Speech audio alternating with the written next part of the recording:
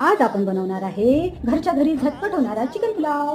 त्यासाठी घेतलेले आहे इथे काही गरम मसाले आणि इथे घेतले आहे लसण जिरा अद्रकची पेस्ट आणि इथे घेतलेली आहे मोहरी, इथे घेतलेले आहे हळद तिखट मीठ आणि गरम मसाला आणि तांदूळ धुवून घेतलेले आहे आणि इकडे घेतलेला आहे चिकन मोहरी खडे मसाले. तर 3 कापलेले कांदे आपण तेलात घालून घेऊया. 2 कापलेले टमाटर आपण पेस्ट घालूया. तिखट मीठ हळद आणि गरम मसाले घालून घेऊया. थोडीशी कोथिंबीर घालून घेऊया. नंतर चिकन घालून घेऊया. त्यामध्ये मसाल्यामध्ये याला व्यवस्थित मिळवून घेऊया छान. तर अर्धा तासासाठी भिजवून ठेवले होते ते तांदूळ यामध्ये घालून घेऊया. त्यासाठी उकळी घेऊया. त्याचा आपण त्याला उकळी घालून घेऊया.